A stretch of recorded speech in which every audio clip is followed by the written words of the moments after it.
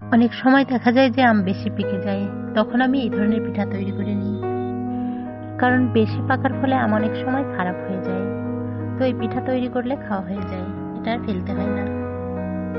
তো আমি এখানে নিয়েছি 2 কাপ ময়দা, 1 কাপ চালের গুঁড়ো, হাফ কাপ সুজি আর 1.5 কাপের মতো আম নিয়ে নেব।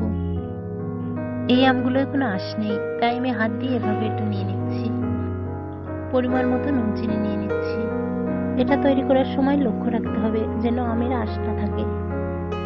নিচ্ছি পরিমাণ মতো উষ্ণ গরম দুধ। এই পিঠাটি খেতে আমি ভীষণ ভালোবাসি। এটায় যেমন সুন্দর কালার আসে তেমন টেস্টি।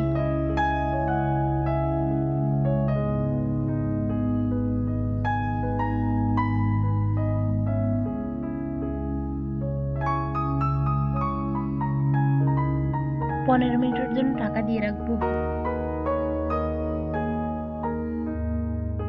ফিরে এসেছি 15 মিনিট পর। তেলটাও গরমে বসিয়ে দিয়েছি, এখন পিঠাগুলো বানিয়ে নেব।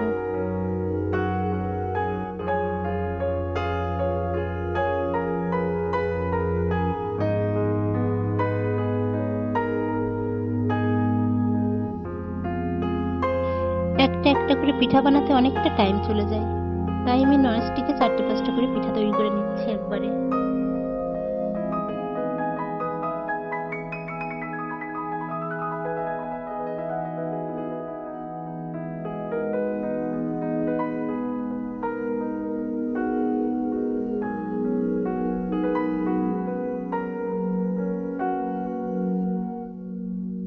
একটা একটা করে পিঠা তুলছি আর সাইডে একটা একটা করে দিয়ে দিচ্ছি।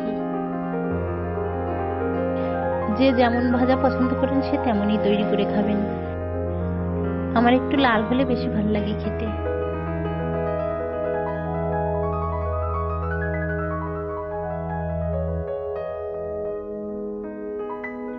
তো একইভাবে খুবই কম সময়ে পিঠাগুলো সব তৈরি করে নিয়েছি।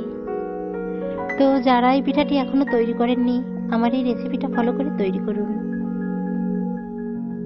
না খেলে আপনারা বিশ্বাসই করতে পারবেন না যে এটা এত টেস্ট।